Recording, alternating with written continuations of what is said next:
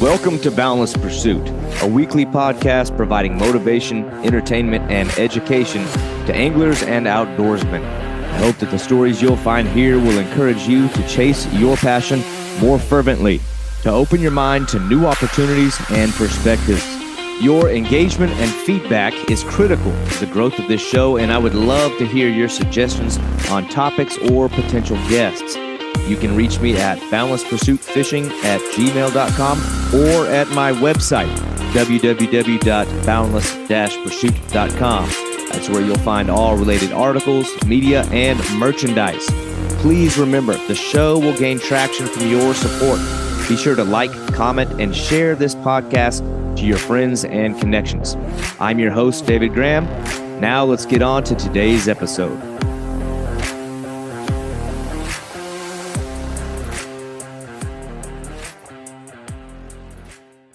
As some know, Boundless Pursuit started as a blog that I wrote in 2011, but it wasn't yet its own thing, and I had not yet built my own website, and social media just wasn't the monster that it is today.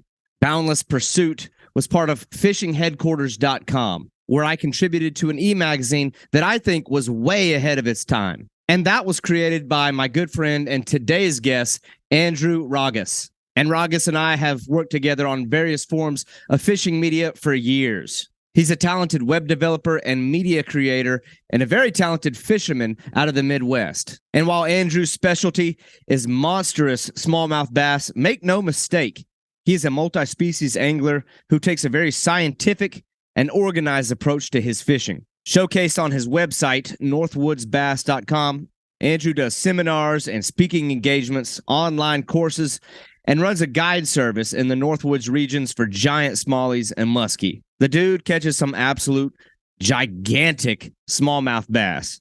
And we took time during this conversation to catch up on our history, discuss how fishing media has evolved, and just talk fishing tactics. This is my good buddy, Andrew Ragas of northwoodsbass.com. But hopefully we don't get thrown off our flow too much. But anyway, man, I'm glad I got you on here. It's been a long time in the making. Matter of fact, anybody that's listening, the very name Boundless Pursuit started between you and I on your format because we go way, way back. Maybe even when I think we were both still maybe even in college when we first started talking, like back in the... We were collaborating a good 10, 15 years ago, and that's when it started. Through Fishing Headquarters online magazine. That's right. So I was like around 2010 through when I stopped doing it, it was 2015. I was getting burnt out with it. Yeah. The constant editing and putting it all together, the big publication. But yeah, I gave you a space on my domain and through the website, and that's when your blog was born. Yeah, that was a lot of fun, dude. That was a weird time, I think, in fishing media time because it was, I know what you're going to say. And what I was going to say is it was an odd transitional time. Yeah. The YouTube was just starting to grow. That's when all the YouTubers and Instagrammers started coming on, the mid 2010s. So around 2015. Digital publications and magazines, a lot of magazines even nowadays, they're going extinct. Oh yeah. The publishing industry is totally extinct. Yep. So everyone who's still surviving, they're doing the all online digital format, like what I attempted 10 years ago almost. And, that's the landscape right now. And, when we did our gig, that's when magazines were already getting extinct. Yeah. And everyone became a YouTube sensation and fishing superstar then. And that's how a lot of folks got elevated through social media. Yeah, definitely. But you and I, we did things our own way, the old fashioned way, and we did it our way, totally different. Right. We're not into Instagramming and YouTubing really. Yeah. I'll do the Instagram thing because it's anybody can put some pictures up. YouTube almost, I played around with making some little videos. I'm like, I don't know, man. I don't have time for this. When YouTube started, I used to do a bunch of video logs Like, I don't even know what they were called back then, 10, 15 years ago, but I used to do a lot of my fishing solo by myself. So I would document a full day on the water as it is in my boat.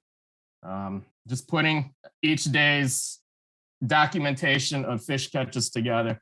It was strenuous work. And then I remember back in like 2014, 2015, I had to retire. I got so tired of having to come home every day after a long, strenuous day on the water. Every night I would be up till 1 or 2 a.m. trying to splice together a bunch of video clips of fish that I caught, putting it together, then exporting it out onto YouTube the next morning, and then having to repeat that process over again the next day. So I got burnt out doing that. And then another thing that started happening was a lot of spot hawking through YouTube. That's something that plagues a lot of anglers nowadays when they document a lot of things on YouTube. You know, people can easily pick apart backgrounds. They'll figure out what bodies of water you're at. I can do that very well just by watching an actual television program. Especially if they throw a drone. Yeah. If they throw a drone in the air, you can forget about it. Yeah. So like doing drones, showcasing boat landings, any landmarks that might be noticeable, or just revealing where, for instance, in Wisconsin are you at? You know, what county? That's just a dead giveaway. And unfortunately, I was a recipient of a lot of that, and then I had to stop. But in recent years, I've only had one kind of weird one happen to me, like in person, and it was back in like 2012, maybe. And I guess this probably wasn't related to YouTube. It may have just been photos, because you can do the same thing with some photos. You know, back then, you know, I don't know. You didn't think about that. I didn't think, like, even back in YouTube, I think my earliest YouTube video is like 2007. Of course, it's like a clip of like me releasing a gar or something. Yeah, and the video's probably all grainy and pixelated. Oh, it's awful. And then I made a couple where there was like a little music montage, and it was just like a 5-minute clip that I could like share with my friend. I had no idea that it was something that could even, like, the idea that that's something that could make money was never even a thought. Yeah. But I've always been so pessimistic about like the possibility of those things working. I had never even would have even invested the time to do it anyway. But I had one weird one time that kind of like got to a point where I was like, all right, I got to start being smarter and safer with my photos. And me and my brother were at the Red River fishing for alligator gar, and like we were in a spot no one like ever went to. It was so hard to even get in there. It was a lot of work just to make it in there. I recall reading your stories about accessing and what you did. And so one day this guy pulls up like on this bluff. It's like a cliff that goes down to the water. And like we used to like rappel down that thing. I'm like, what is this guy doing? And then he gets out of his car, opens up like the back of it, pulls out a box and pulls out an inflatable boat and inflates it, drops it down the cliff. And then it comes down. I'm like, oh, no, somebody's here. And he had like big rods. I'm like, oh, man, hopefully he's just catfishing. Then he came around the corner and he pulled up to us and he goes, are you David Graham? I'm like, what the hell? No, yeah. And I was like, yeah. And he just goes, yes. He said, yes. And he put his hand like celebrity, dude. I'm like, what the hell's happening? And he's like, I knew it. He said, yes, I knew it. He's like, man, I saw your pictures online of the alligator gar, and I saw the rocks in the background, and I like looked at the shadows in the background. I don't know. He said, I mean, he was very upfront and honest. Matched it all up on Google. I'm like, dude, how did you do that? Rocks, dirt, shadows. Yeah. I'm like, oh my gosh, this isn't good. But anyway, people will go to extremes. That was a while. And the funny thing is, I only fish that spot like once or twice a year. So the odds that we would like be there at the same time on the same day, astronomical. Yeah, insane. But yeah, man, those fishing headquarters days, that was a lot of fun for me. Like I thought that was like right at the tail end of when like fishing media was still like pure, and like there's still forums out there. Like there was still a little bit of engagement on like the forum days where, I don't know, man. It seemed like the people you encountered on the internet with regards to fishing were like in it for more of the right reasons. And then slowly but surely at the inception of Instagram and the growth of Facebook. I want to add Facebook. I think, you know, we grew up with Facebook, you know, back in the day when it was just accessible to college guys. students. Yeah, that was us. Like we were the poster children of Facebook back in the mid 2000s. So like once it opened up to every single adult and person in the world, then that I believe around then that was the whole downfall of the forum age when we were on our specialized discussion boards. Yeah. And now you try to access websites like riversmallies.com or any other type of major former fishing forum. They're no longer around. There may as well be like a digital like tumbleweed going across the screen. It's sad. Like some of my favorite ones, they're even still out there. It's like, man, this place used to be the spot. But I felt like you were ahead of your time when it came like that Fishing Headquarters magazine. You'd done such a good job at and you were doing it all completely alone, like single-handedly editing, putting it together, the layout. Work, I was like, man, this dude's really. And it was cool because you did that way ahead of your time as well, because that was especially during a time where like, and nobody's putting a bowfin in a magazine. Back then, no one even tried doing it digitally with like the format, like our digitally, no platform. Way.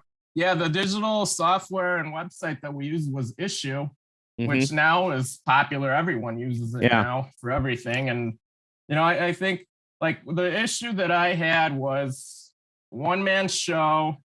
So I had to put together the outlines, the drafts. I did all the proofreading. You wouldn't believe all the proofreading I had to do for your stories, even also for everyone else. And then I'd have to repeat the process then every 2 to 3 months. And that just became the biggest drag for me. Yeah, that's nuts. But we still have that website online, and I still have everything up online as an archive. So I know. I was looking at it. I was looking at it earlier today, actually. fishing-headquarters.com. So I'm still going to have that website up online. And then I know that you and I have talked about ideas. Hey, how can we bring this back? But, turn it into some modern age marvel. But, we still haven't really fully brainstormed about it. So, well, it's something to work on in the future still. That whole like media thing seems like it's like turned into such a spinning cyclone of like the next newest thing coming out. And it's like, I'm at a point now where I'm not going to evolve with it. Like I'm not going to do TikTok. I'm not going to do whatever there's going to be a new one next month for all I know. I'm like, I'm not doing it. Like I'll stick with what I'm doing now. And that'll work for me because I am not building new crap. So nowadays, with all these social media platforms, everyone's turning into different outlets for their fishing promotion or promoting of themselves and their accomplishments. All you need still is a website. Have a good website. It's always going to be found online. It's the World Wide Web. That's all you need. Really, man, I have no background at all in that stuff. But I've had so much fun with like my little website. Like it's because I can put whatever I want on there. Video, photos, podcast. I've even got little merchandise on there, which, no one ever buys anything. I buy my own stuff. Get my discounted rate. But that website, you always continuously add content to it, and it becomes your treasure trove for your readers and followers. Yeah. Oh man, I love it. And it's like I've got a couple of my blogs on there now. It's like they're like #1 hits with certain topics. Like they're at the top. I'm like, oh man, I feel kind of proud about that. But that's way more fun than something like Instagram where you can only put a photo and like a small caption. And a caption, and I'm just like 500. I'm at a point now where like the Instagram's starting to even slow down for me, and I'm just gravitating towards I'm gonna have fun with my little website here, and like this is like my fun little thing to have on the side. But what's awesome about you is you stayed in it this whole time, and like you've stayed in it during such like tumultuous transitionary period that it's like and not only stayed in it, now I know that you're even like benefiting from it like monetarily to the point like this has become your job, like it's like you're living. So I was kind of curious, like I know your history going back to when we were still in school and some of the projects you did in between, but I want to know a little bit more now about the northwoodsbass.com thing. What all is going into that? Some of I saw like the seminars and the webinars, and it seems like a very dynamic option for like learning. So tell me a little bit about that. How did that get started? All right, so I guess it all dates back to me being an angler up in northern Wisconsin. So growing up, I actually used to be more of a panfish and walleye angler, just like everyone else from my region. Because back then, 20 to 30 years ago, like our fisheries were very strong in regards to both and to more multi-species opportunities. But then, fisheries are cyclical. They always change, as you know, David. And then, I'd say right at around high school age. So dating back between 2000 and 2005, that's when my whole philosophy and, me wanting to target more specific fish, that changed. So going from walleyes and panfish more to bass, that's when I started that conversion. And at that time, 20 years ago, our fisheries up in northern Wisconsin, they were getting more established. They were growing. Back in the mid 1990s, a lot of our lakes, they got plagued with rusty crayfish infestation. So what happened then was, other game fish species, they suffered as a result of crayfish just devouring the whole biomass of the lake. But what happened was a lot of lakes, they had some smallmouth back then. So the smallmouth, their numbers, they grew. They took advantage of that new opportunity to feed on an overabundant forage source. And then over the course of the next 20 years, smallmouth kept growing big. Our lakes and fisheries expanded. More bass lakes just somehow showed up over time. And that's really when my whole love, that's when my love for bass just really exploded. And I'd say, the last 20 years, that's been my primary focus, largemouth and smallmouth. But smallmouth bass, chasing big ones, that's been my serious, true passion for the last several years. And I wouldn't change it any other way.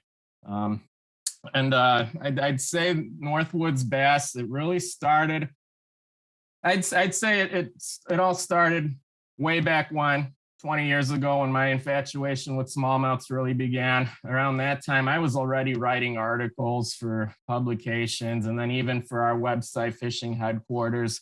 And then I had the idea.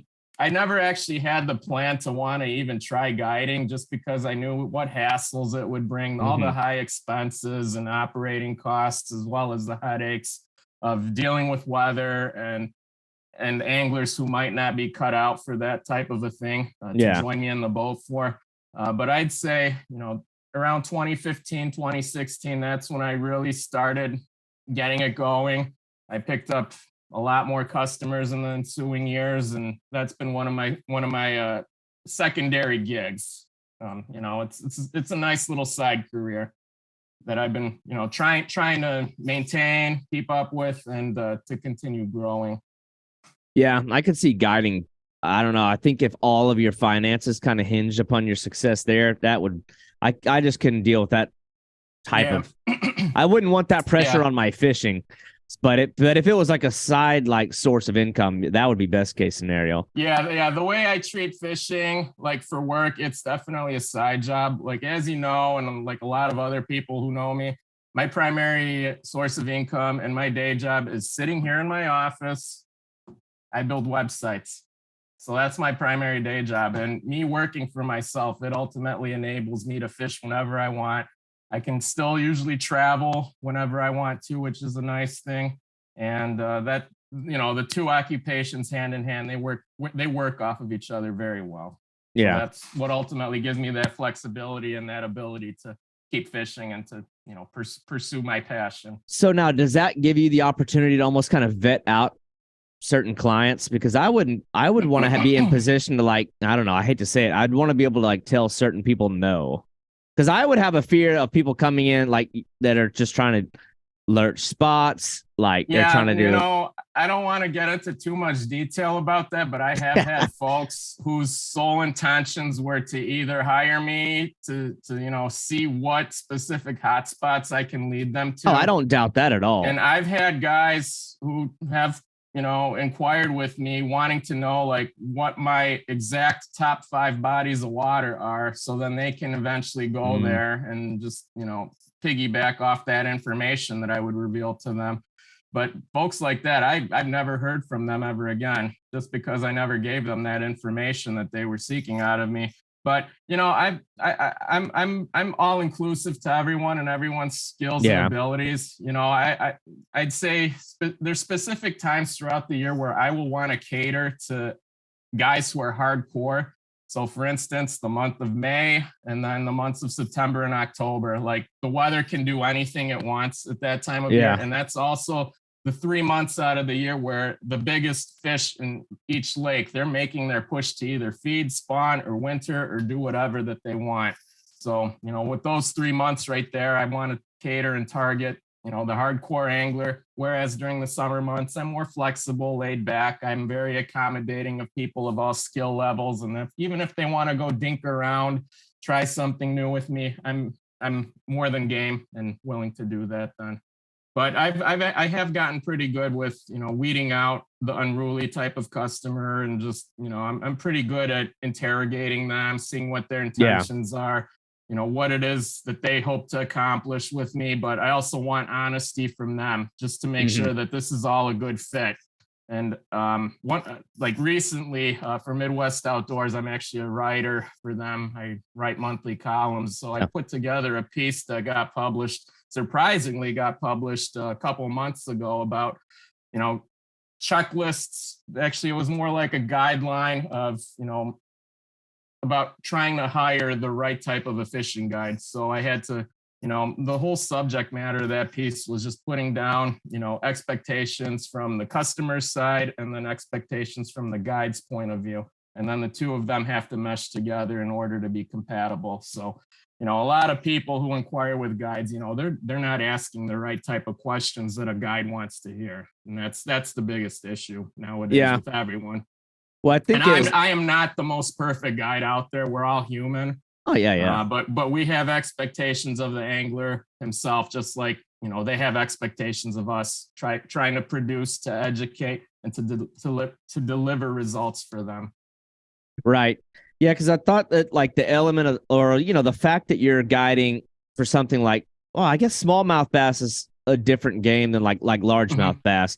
But I'm like, I'm just thinking like the demographic of people who are paying to go bass fishing is it seems like a different challenge, because I would think that you'd maybe potentially run into more, I don't want to say like know-it-alls, but people are able to go bass fishing in like their backyard, but I would imagine they're looking for a higher caliber of fish. That's a good thought and question. So like the people who want smallmouth bass, like they're either looking for a destination trip, which is where I'm located, or they want like the opportunity to tangle with 4 and 5 pounders, just because big fish don't live everywhere. That's usually everyone's goal with that.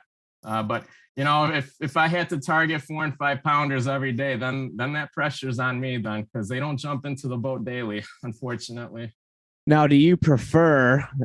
Maybe everything's different. I'm always curious. Like I love knowing the mindset of guides. Do you prefer somebody that's more of a novice, or I guess maybe more open to coaching, or do you prefer somebody that at least you can take more of a hands-off approach because they already kind of know what they're doing? Or is there like a sweet spot in the middle? Because if they're too much of a know-it-all, they just want you to shut up and chauffeur them around. Yeah, so my perfect angler in the boat is one who's going to either listen and take all the advice that I'm going to give them. Like the biggest thing that I try to do daily, like when we're on a specific spot, we pull up to an area that we're going to target. The first things I tell people, we got to cast in this direction. You'll see it on the side imaging screen that's down below by their feet, because I keep a unit up at the bow of the boat where my customers fish from, and I've got screens on my back end of the boat. So like, we pull up to a spot, I instruct, hey, you got to go out like 50 feet to the right. I want you to present this specific bait. I'll give lure recommendations, stuff that I would throw. So I want guys, ideally, who are willing to listen, but also if they're open-minded. So say my strategy that I told them to do sucks and it's not producing, I want the anglers to also get creative for themselves. The ideal customer and bow partner that I'd like, you can bounce ideas off of each other. You can learn from one another too, because I don't know everything about these fish. They perplex me as much as everyone else still. We're not fish. We don't think like fish, but that's just the way it rolls. But I have had guys on the other hand who have been very stubborn. I'm in the back of the boat. I'm fishing. I'm tinkering from the back end of the boat. I'm trying different presentations while my angler's up at the bow. They're throwing the fish catchers. So all the baits that the front end of the boat gets, all the baits that the front end of the boat is throwing, those are going to be your higher producing baits that catch all the fish. Whereas me in the back, I'm tinkering, I'm dicking around, throwing all kinds of weird shit. Yeah. And there's instances where I'm hitting hot streaks. I find something that's working. I catch big fish repeatedly on whatever it is I'm doing. The anglers up front, they're not catching fish anymore. I've had guys that have been too stubborn to make that adjustment like I did. I offer them baits that, hey, this is working. Throw this, fish it the way I am. They refuse it, so I can't help them. I can show people what to do, tell them how to do it, but I can't make people catch fish. I think if you get to the point where you're literally showing them the success, like you're catching the fish and they still don't want to listen. I'm exemplifying, I'm demonstrating it to them. I'm instructing. That's right. Job. I think it's one thing to like make a recommendation. It's another thing to put it into action and catch one right in front of them. And then they still not listen. But it's I just know like that culture of fishing so much more competitive that I was always curious, like, because like bass guiding is real big where I'm at on like Okeechobee. You got a lot of guys that like that's what they do. Yeah, those big waters down south, I couldn't do it unless you're like a touring pro and you know the ins and outs of those waters. I couldn't do it. A lot of them are just shiner fishing. But where I'm very lucky in regards to guiding up north in Wisconsin, we have hundreds of thousands of lakes to pick and choose from. So with me being a guide, like I know I know the intricacies of a lot of lakes and how fish respond to them or respond in them on certain days, certain weather conditions too. So that's one of the things that I really take a lot of pride in, just knowing the intricacies of the fish that inhabit the lake, how the lake reacts to conditions, weather, everything. And, you put the puzzle pieces together. I'm very confident that most days of the week, I can select the right type of water to be on that caters to the anglers that I have and to what our motivation for that day is. So down south, if you're on those big waters, big massive reservoirs, you really don't have that luxury like I've got with being able to pick multiple lakes per day to fish based on my anglers and what we feel like doing that day. Yeah, well, that's pretty cool. It's for me with your stuff, it's those giant smallmouth. Like this is not, like for years I've marveled over the smallmouth you catch, and it's like, well, really long overdue for making that trip for myself. And people get this idea that I don't like to catch bass. Like I love bass fishing. I like carve out parts of the year every year to go bass fishing, even around here. But it's been years since I've been able to go smallmouth fishing. But all my experience with smallmouth has been in rivers and in creeks, like in moving water. But you pulling those giant monstrous fish out of lakes has always been interesting to me, because I've always thought of a smallmouth as being a river dwelling fish. So I was curious, like, how do you pattern that? I mean, are they the kind of fish that's like migratory and moving within a lake system, or do you have like areas that that will, like, are the fish kind of like, I don't know if they have like a territorial area that they're typically always in?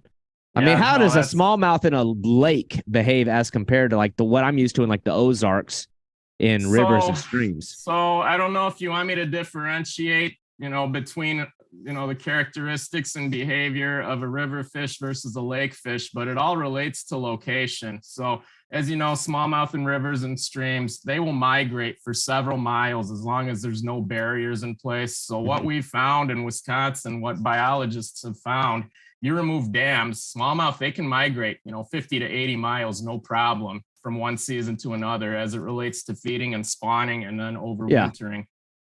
Whereas in lakes, the migrations in lakes are less distinct as what we see on river systems, but it all relates to location. Location precedes everything in my boat when we're on the lakes. So for instance, I guess the easiest way to describe it is smallmouth, they're going to adjust their positions within the lake based on the season, also factoring in food availability, water temperatures, and, I guess overwintering also, just because the growing season up north, it's only 5 to 6 months long. So for half the year, those fish are living underneath ice. So the best way to describe a lake migration is, the way I like to start this phase and pattern and dissecting is where the smallmouth are overwintering. That's usually the first thing you need to look at on a lake.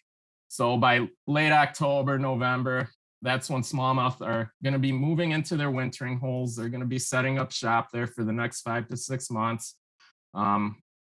Not every lake behaves the same way. So like a wintering site on a lake, it can be like a patch of sandgrass and 25 feet of water. Whereas on other lakes, it could be a hole that's, 30 feet deep with different bottom composition, or, rock, boulder, sand, muck, mud, a variety of underwater, just underwater compositions. So those smallmouth, they're going to be down deep 5 or 6 months out of the year. Then once the ice melts, that's when you do start seeing that spring migration. So what happens on smallmouth on every lake, they leave their wintering sites. Smallmouth do school in lakes. So they travel in packs for feeding, for migration, and then for, their biological needs, whether it be wintering or spawning or doing whatever. So once the ice melts, fish, they're using the contours down below along the bottom as their migrational routes, from moving from deep water into intermediate depth, mid-range, where they're going to be situated at for staging or for feeding. Yeah. And then once the timing is right, later in the spring, once the water temperature hits a certain threshold, those fish then will be infiltrating through the shallows, where they're either going to be feeding or setting up spawning sites then to reproduce. And then during summer months, fish, they'll disperse back throughout, they'll disperse all throughout the lake. Then usually at that point in the year, we're targeting structure. Smallmouth are attracted to structure, just like walleyes and a lot of other big game fish are. Yeah. And then, in the fall months, there's going to be a movement of fish. They'll be coming back in towards the shallows to feed again for one last time in the year. And then once you're in October, the lakes are finally turning over. After fall turnover, that's when those fish are down deep again. So that's really the whole cycle of smallmouth movements and migrations as it occurs on lakes. So, on lakes, fish don't have to travel super far. A wintering site is going to be anywhere within range of spawning sites in spring. So it could only be a difference of a couple 100 yards. Whereas on river systems, smallmouth, they'll travel for miles between spawning areas that are suitable for them in spring to overwintering locations, which would be downriver somewhere. So it's interesting to me, all like the patterns you have to sort of internalize and log. Yeah. Do you keep any kind of like physical, because I know you said that each lake is different from one another, but maybe each lake is always the same as like individually each year. Do you keep like a log? Oh, there you go. Funny blow some dust off of that thing. Yeah, so funny you mentioned this. So with a lot of my guys who, guide customers and readers and followers, I've often talked about the playbook. The playbook of bass. Yeah. So crack it open, zoom in. Yeah. So like what's funny about this, I've got like all my article outlines, things that I figured out over the years. Screenshot. I've got checklists. I even keep some lake maps in here. But what I've always liked to do, and my log is really, it's very simplified, kind of old school and ghetto. But what I do is I have a section dedicated. So like I'll dedicate it to my log of lakes. So what I do, I list the date that I'm on the water. I'll also indicate what lakes we fished that day. And then I'll put a rating next to that date and lake. I'll rate it on a scale of A+ to an F- that tells me, okay, we had a good day on that day on this lake, and that's what we caught. So I've been doing this, just it keeps me mentally fresh. I can remember specific dates when we visited a certain lake, and then that usually helps me pattern when I should be visiting that water, later on in the year. But I've been doing this since around 2010. So for the last 13 years, I got dates, several pages of them that just helps keep me, me mentally fresh and prepared, and hopefully it'll help me make a good, educated, and well-calculated decision then for later in the year. I admire the dedication to I don't know, preserving the details and Yeah. I think if you're going to be effective as like a guide or whatever, you kind of have to have that mentality where you're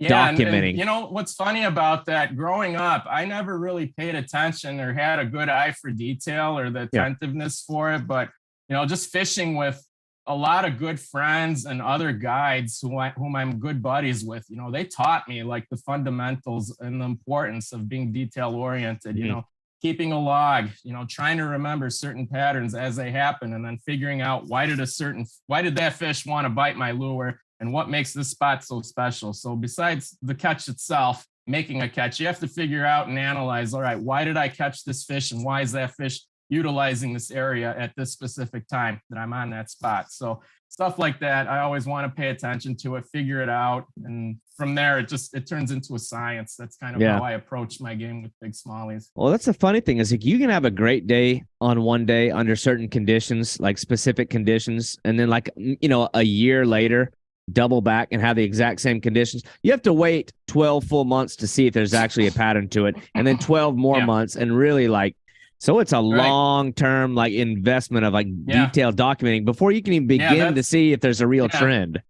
Yeah, no, and that's exactly accurate. So like I try to make those annual connections every spring. I guess what I'm trying to say is, with the fish spawning in certain areas and specific areas of a lake, I try to apply that knowledge into every new water body that I fish, that time of year. So for the month of May.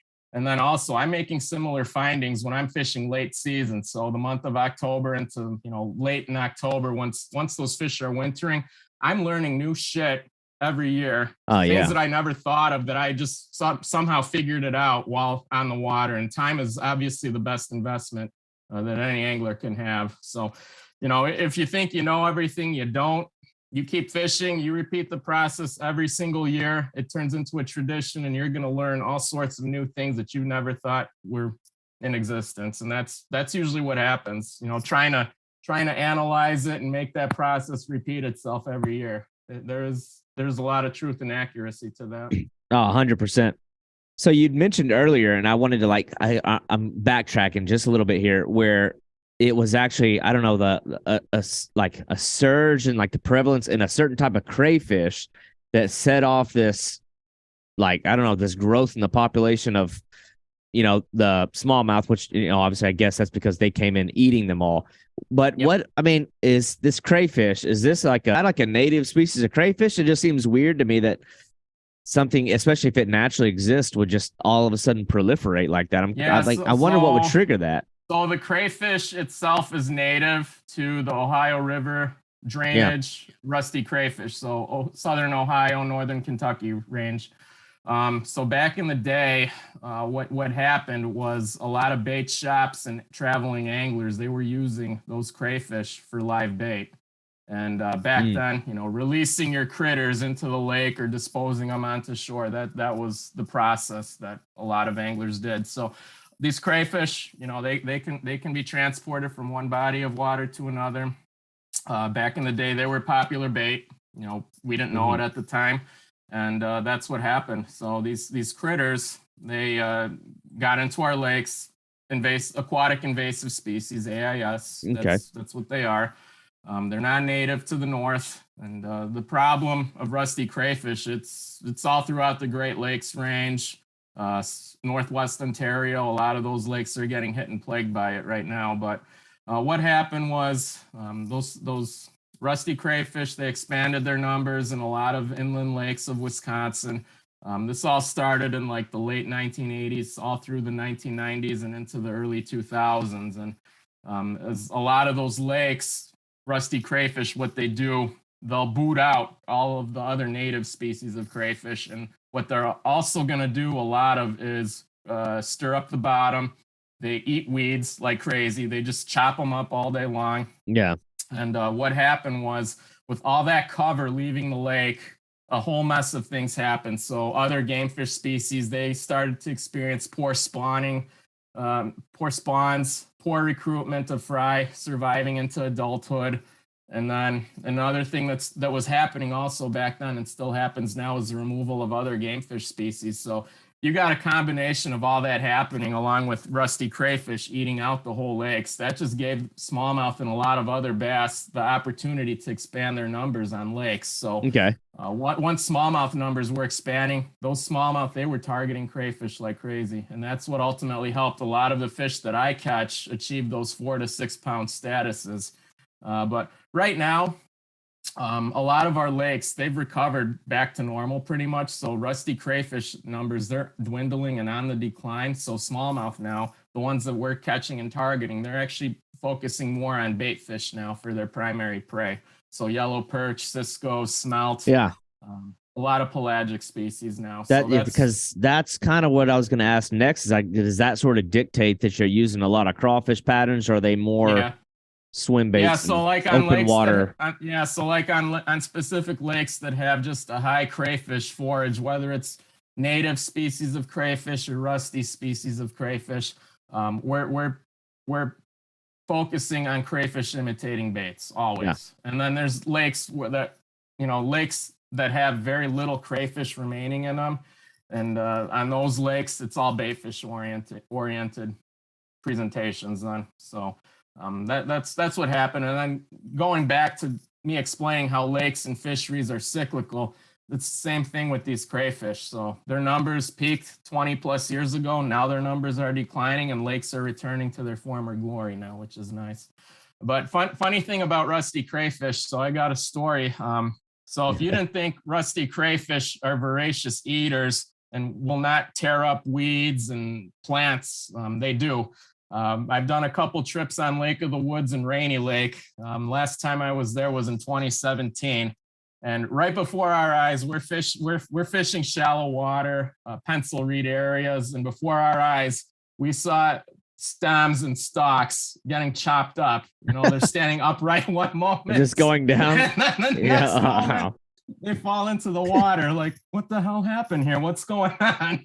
And then that's the result of rusty crayfish eating out all the plant life. Oh my gosh. It's happening on Rainy Lake and Lake of the Woods as we speak. So a lot of cabbage beds and pencil reeds that those two lakes had, 10 years ago, those are leaving. Thanks to rusty crayfish. Have like state, I don't know what you would call it, like agencies of some sort, not picked up on like the effectiveness of utilizing smallmouth bass to combat that, or are they have. So back when rusty crayfish was first becoming a problem in Wisconsin, that's when they started to enact better regulations to protect smallmouth bass, because the DNR for us, they realized, all right, these fish are going to actually help us eradicate crayfish. And that's what happened. So, smallmouth doing their job in conjunction with the DNR, setting up traps throughout the lakes, that did a great number of rusty crayfish reduction. Yeah, because I didn't know if they were even going to be, probably wasn't necessary to stock more of them. It was just more necessary to protect the ones that were already there. But yeah, and then even on some lakes that exploded in rusty crayfish, even on some lakes, there were never smallmouth in them. So what the DNR did do to some lakes that are more private and, that had zero smallmouth in them, they made introductory stockings of smallmouth into those lakes. And now those populations are flourishing, those bass populations now. Yeah, that's pretty, those kind of things always fascinate me. Yeah. But so I had to like double back and figure that one out. But, I know you lean kind of heavy into the smallmouth thing, and it's probably easy to get marked as like a bass guy or a smallmouth guy. But I also know you ventured away from that quite a bit. Like, I don't want to sell you short as, no, there's nothing wrong with being a specialist, but I'm saying I know you've done the multi-species thing. I am, even though it's my specialty, I don't want to consider myself as like an elitist or like being a one-dimensional angler. Like, we've talked about this, like I appreciate every single species of fish. So I am non-discriminatory to any species in particular. If I had access to big channel cats or blue cats, that's what I would be fishing for. If I didn't have to travel far for anything, that's usually what my priorities and what my preference will be. But in recent years, I've gotten back into walleyes more. I love targeting big pike if there's an opportunity for it locally or if I have to travel. Yeah. And also, I love muskie fishing. The muskie, Yeah, and on days where I don't have to be responsible for other anglers, or if I'm free, if I have any free moment or a day off, chances are, I'd say 80% of the time, if I have to pick and choose between going bass fishing by myself or go muskie fishing, whether it's by myself or with a partner, we're going muskie fishing. There's a huge adrenaline rush, and I actually find muskie fishing to be far more stimulating and less stressful than bass fishing. I don't know why it's so less stressful, but I just appreciate casting at nothing almost. And when most hits that you get from a muskie, it's going to be either totally unexpected or it's just that there's a fish using the spot, but you just don't know when it's going to hit, really. So I think that's really the allure and draw for me. Yeah, that's probably what puts the mind at ease when you go muskie fishing. You're already at peace with the fact you're going to have to work for it. Whereas maybe on a day of bass fishing, everything feels right and there's no reason they shouldn't be biting and it doesn't happen. So then you're then the stress of second guessing yourself and wondering what you're doing wrong starts to creep in. Yeah. But when there's you're not going to catch a muskie every day of the week. That's a proven fact. But even on days where I don't catch a muskie, I am not discouraged. Whereas we've had days where the bass fishing totally sucked and we bombed out there. You return home to the cabin after a day on the water like that. You go through all your thoughts and you can't figure out why did those fish not bite. It's very discouraging. What you go back to the old notebook over there? What the hell? I go back to the notebook. I'll ask my friends hey, what did we do wrong? What do you think I did wrong?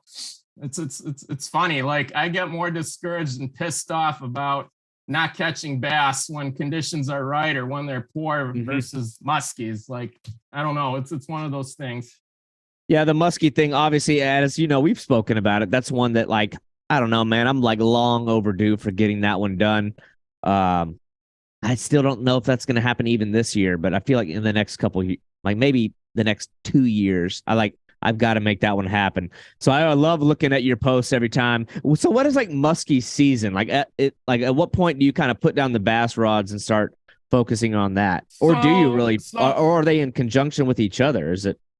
Well, where I'm at in Wisconsin, muskies are very strictly managed, but the whole state of Wisconsin is turning far more liberal than it should be. So they're thinking about making muskies open to catch and release only in the spring now, which I'm not in agreement with, because you want to protect the state fish. They are spawning still on very specific waters. You want to protect your state fish that makes all the money for you. But right now with the muskie season right now, it opens up for any type of catch and release fishing in general, last Saturday in May.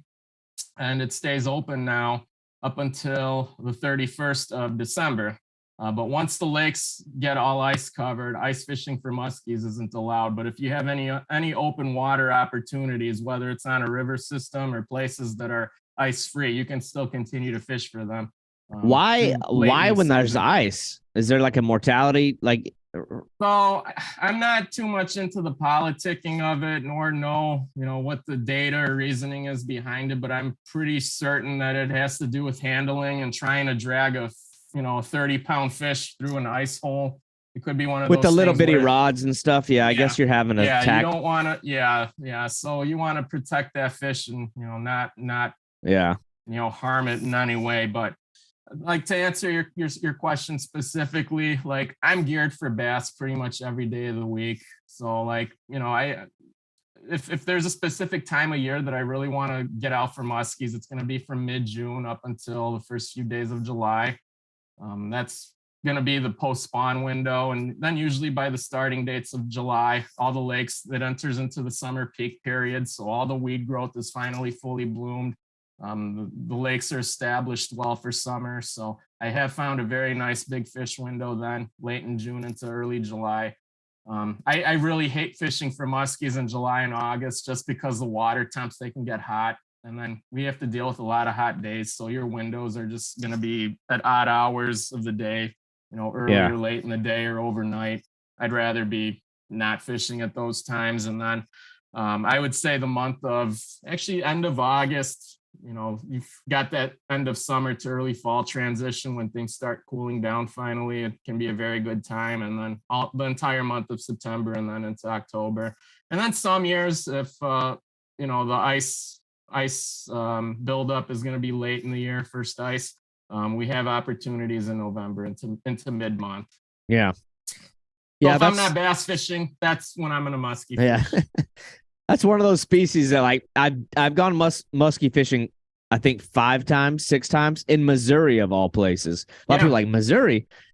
Yeah, there was one spot. It was like at the time when I was living in Arkansas, it was like maybe a 3-hour drive, and it had muskie in this kind of small lake. And man, that's one of those fish. And maybe it's just because I'm inexperienced with them, but there's certain species out there like when you see them, it like I don't want to sound like I'm a scaredy cat, but it's like it's spooky.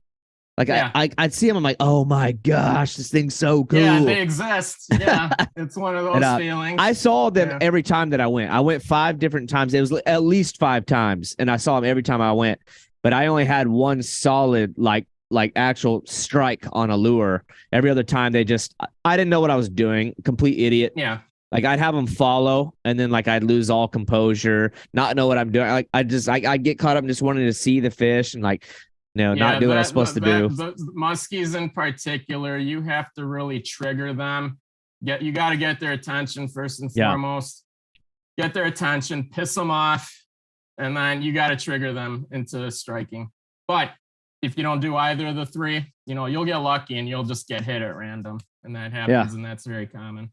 Yeah, I had a pretty funny encounter with one. Actually, it was the first one I ever saw. I was, it was like a kind of a windy day, and I'd got blown off into this sort of like submerged thicket of limbs. Like my boat was just wedged in there. So I'd started doing a little bit of rigging, putting a few lures on, and I just see something out of the corner of my eye, and I looked over. There's one swimming right past the boat. It was like a freaking... Yeah.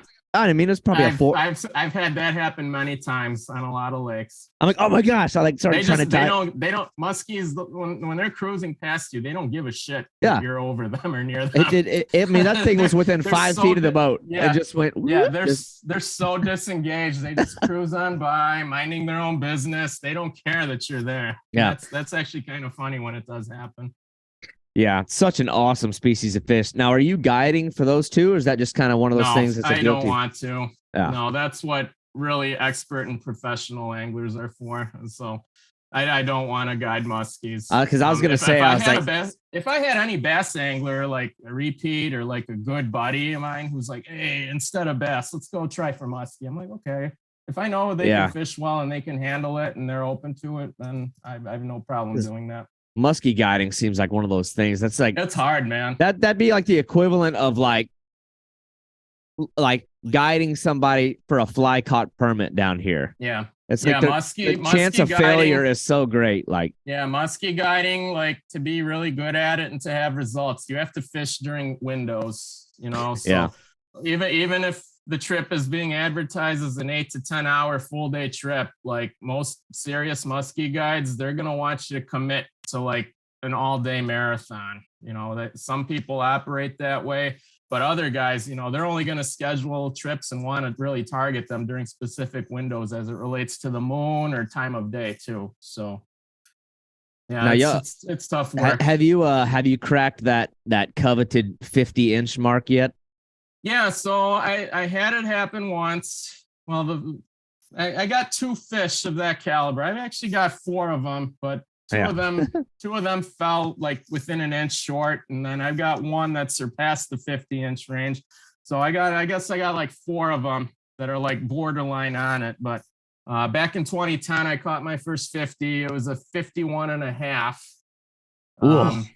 Funny story about how that happened. It was kind of like a team effort with my partner in the boat. Like back then, like what's legal in Wisconsin is live bait fishing. So you can fish with multiple rods in your boat. You can deploy a live bait rod, have it dangle along the side of the boat and have that going while you're casting.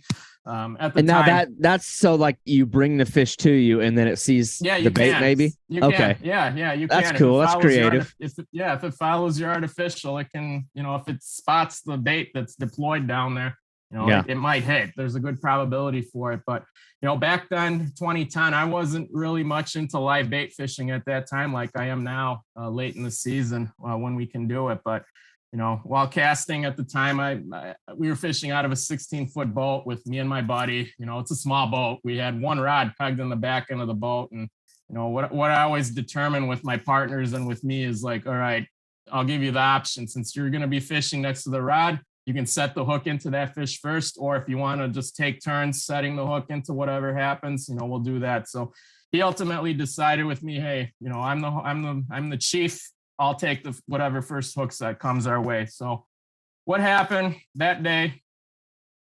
It's a crappy rainy day, early October, late September, early October. I'm battling the flu then. I had no business being out on the water that day. I had zero energy.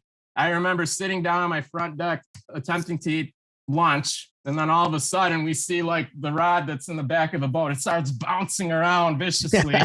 But what was so messed up about it was we're drifting in over 3 feet of sand and our sucker was mostly dead. Yeah. So like, what the hell? Okay, something must have taken our dead bait that was over the side of the boat.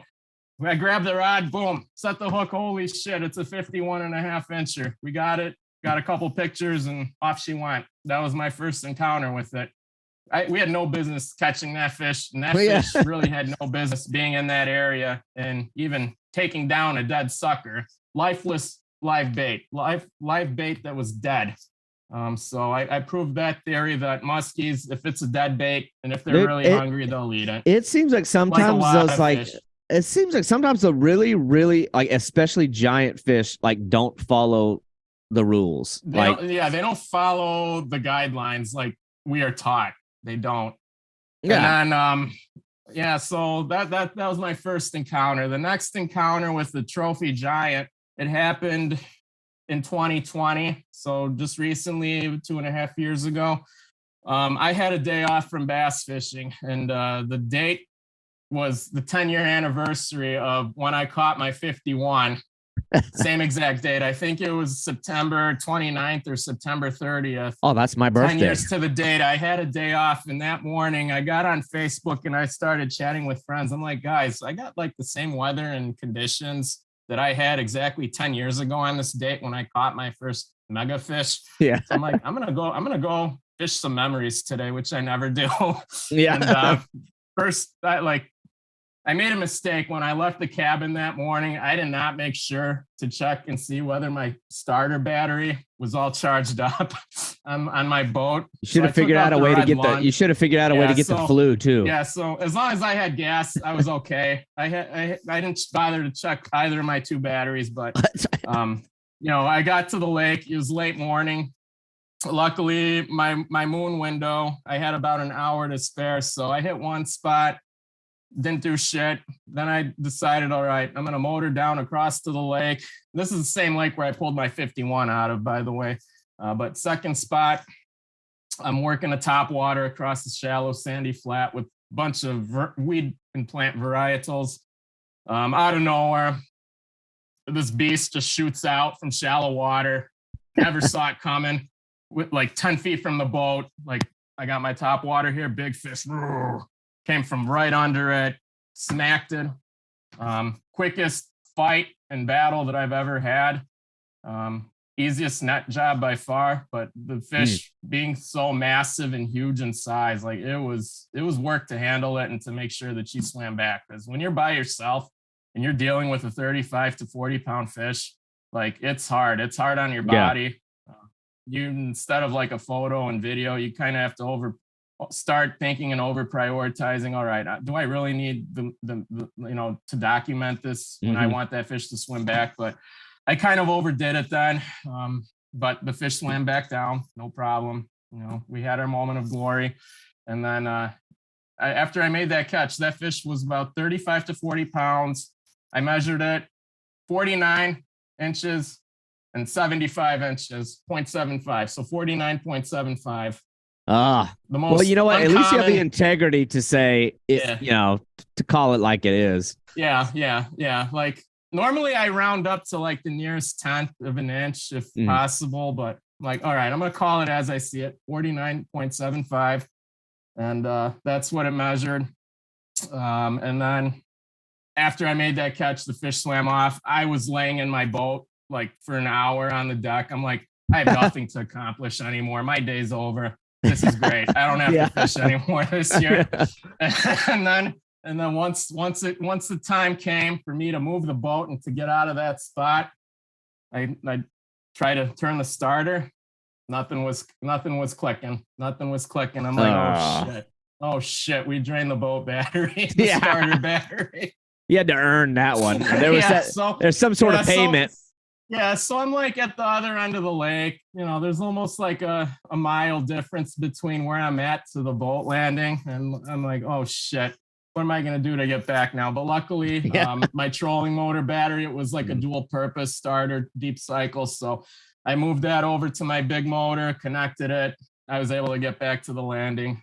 So I avoided a calamity there. But that was a memorable story. I was by myself, so unfortunately I couldn't have anyone else be there with me to share it with, but it's pretty awesome. Just like you, when you're out there solo, you know, you recently caught that exotic sturgeon out of a river that was supposedly to be extinct, you know, same type of situation. We're by ourselves, man. So like the moment, like, you know, the feeling that you had in reading with you and your sturgeon, that's kind of what I had with that big ass muskie. You know, I'm like, you know, you're just done. You're hugging that fish while you're taking a photo with it, and then put it back in the water, watch her swim away and regain her energy. So it was one of those deals. So, and then I've had other experiences with 4-footers, you know, 48 to 49 inch caliber fish. That's about top end in a lot of northern Wisconsin lakes nowadays. But you know, any muskie that's 4 foot and up, that's a pure trophy. Oh yeah. They don't swim in every lake, and you're not going to catch them every year, unfortunately, unless you're really good and that's what your specialty is. Yeah. And I don't know everything about muskies. So like compared to my friends who exclusively muskie fish, their level of intellect is way up here. And then I'm like down below, like several levels below them. I don't remember who it was. There was a guy that I was like following a while back that had like made this long post about like people slashing each other's tires in the darkness of the night, like all this crazy like infighting. I'm like, what the heck? Like those guys are just a different type of like. There's drama within the community for sure. A few of them like that though, but I don't know. When you chase a fish that's like a ghost, so many countless hours during the year that just eludes you. Maybe it drives you a little bit crazy. I don't know. Yeah, but it can. That's one that, man, I really want to check that. I had like got to a point where like I want to go catch one, but for me, it, like there for a little while anyway. I was like, I want to go, but like it has to be like Canada. I'm like, then I'm kind of getting to a point where like, why am I making these like stipulations on myself? Like, why am I'm making it even harder now. Yeah. So, but I don't know. I'm going to check a few different fish off the list. I think this year, maybe next year, maybe next year will be my year. I'll have to give you a buzz, but same with the smallmouth thing. My brother Matt stands. We've discussed it. The offer and invitation is there anytime. I'd like to come up there for those big giant smallmouth. I envy like, oh my gosh, the smallmouth you get. My brother Matt, he travels a lot to like Canada and stuff. He loves big smallmouth. He'd probably be down for a trip like that. Like the two of us could get together for cool. Something like that. Cause I don't know. He wouldn't want me to go catch giant smallmouth without him. That's like his thing. That's his jam. That's cool. He never wanted to go do the alligator gar thing, but like he'll go all over the country, all over the continent for different kinds of bass. Yeah, I didn't know your brother Matt was a bass angler. Like I know Travis joins you for like all the exotic stuff. Yeah, like when he has an opportunity. Travis will do the crazy stuff. Matt has gone to Mexico, California, out here to Florida, up to Canada. He's gone all over to catch all kinds of different bass, smallmouth, largemouth. Yeah, he loves that stuff. So we'll get together and do that stuff. He's, you know, he does other stuff as well, but you know, I don't know. You know, that's how we started fishing when we were kids. Like they would take me. I mean, that's pretty much everybody's the bass fishing, but but man, those smallmouth, geez. And I've caught smallmouth in like, you know, what's funny is I've caught them in like 4 different states. Granted, I was living in an area where all 4 states are like together. In Arkansas, it was like I lived in the corner of Arkansas where it's like Arkansas, Oklahoma. You got Pickwick right there in Alabama, right? It's all border water. I went to Missouri. or maybe it's only 3 states. Yeah, Oklahoma, Arkansas, and Missouri, I think is the only places that I've done it. But they were never those, not even remotely close to what you're catching. So, well, back in the day, that was the mecca of smallmouth fishing, like where that's the territory where the former world records were caught at. You know, Pickwick, Dale Hollow. You know, that's the region. Yeah, but it's changing now. You know, the biggest smallmouth in the world now, they're residing in the Great Lakes. So like you have a shot at a mega fish in Lake Michigan, Lake Huron, Erie in Ontario, and then, you know, the St. Lawrence. Now there's like a whole other world opening up now with this whole live scope stuff. Are you running any of that on your boat?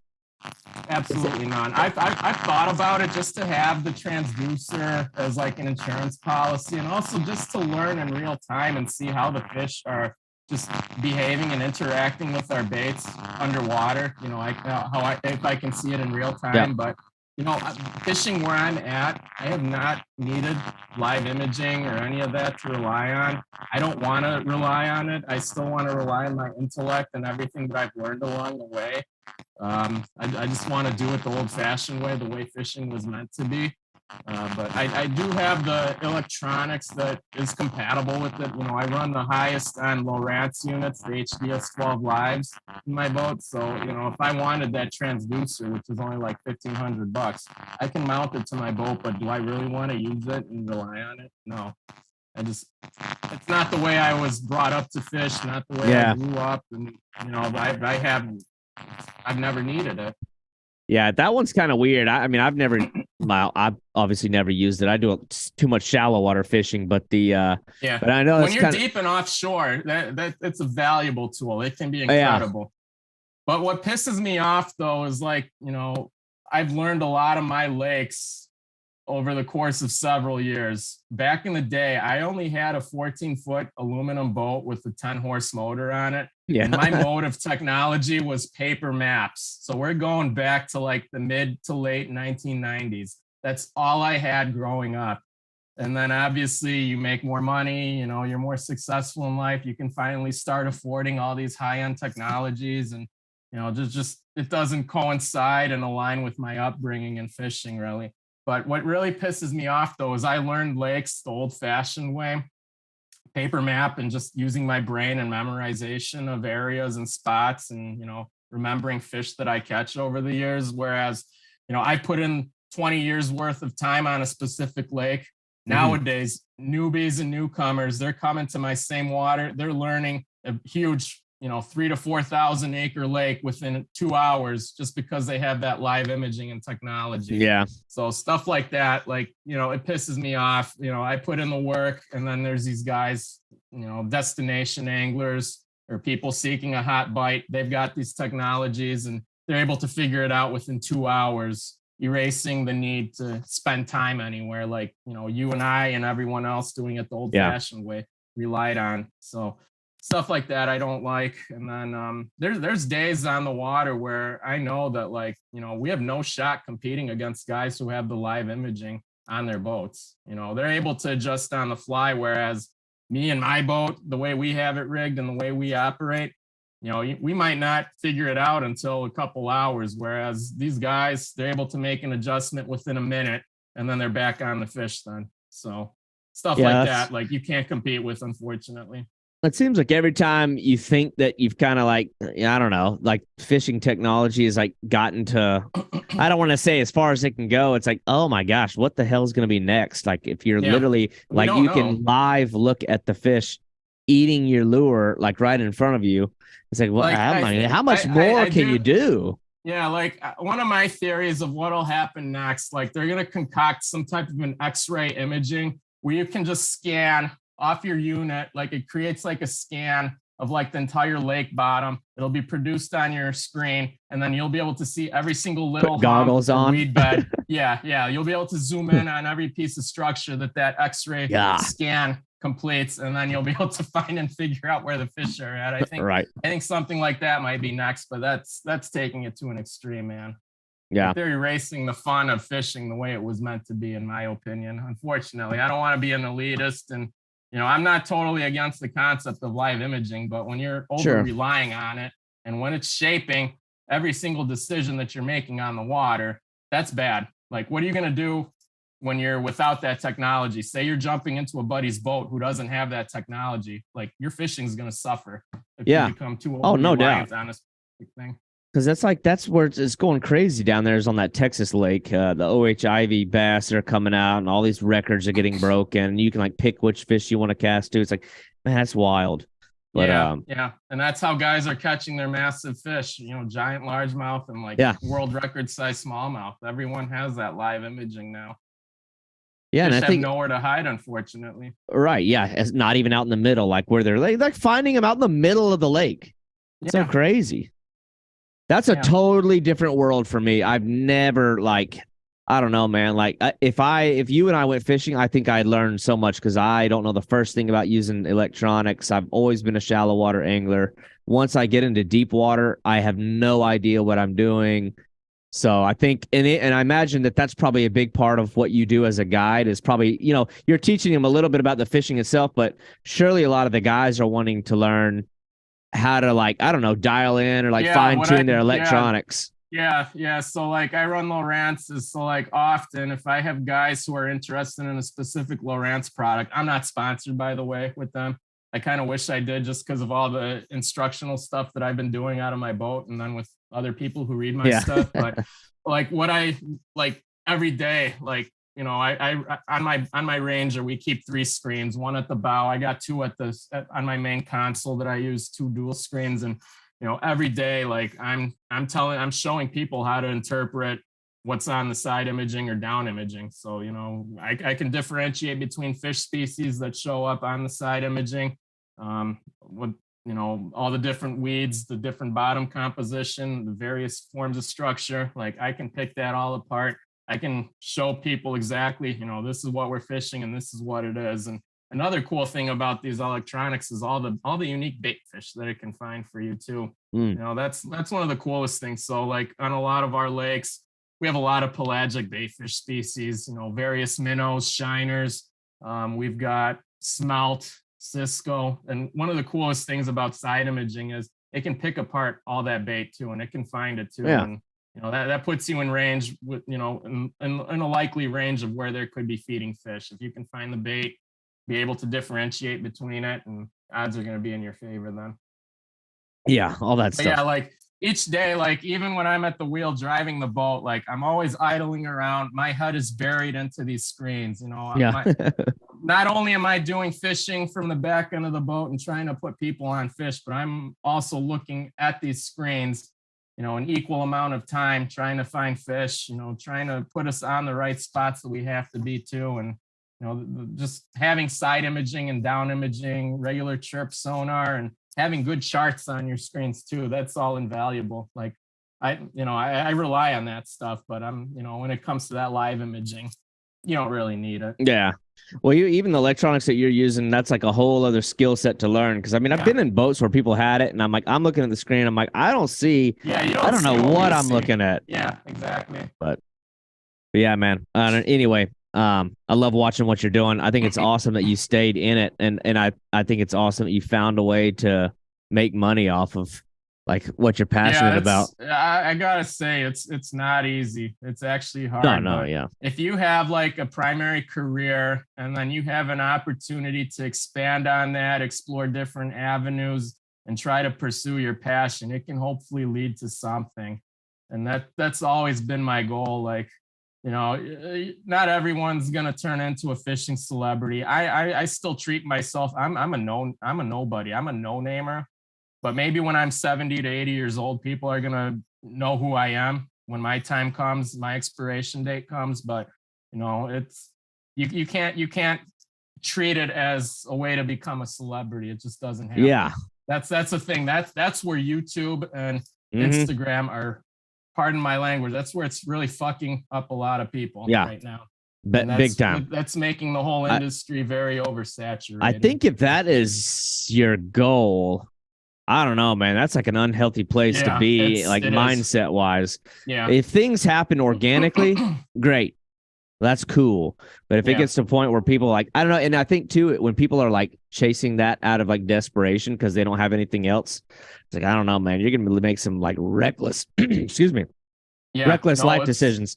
Yeah. Yeah. And you nailed it. Like you and I, like it's all organic, really. That's how you'll gain your following. Just doing what you're doing. Just have one platform to put it all out there, have a website or, start a little side gig and just like what I did. And then it just grows and cultivates organically. Mine's always just kind of been a hobby for me. Like I said, I've got a job outside of this that pays well and I live very comfortably. So I'm totally happy.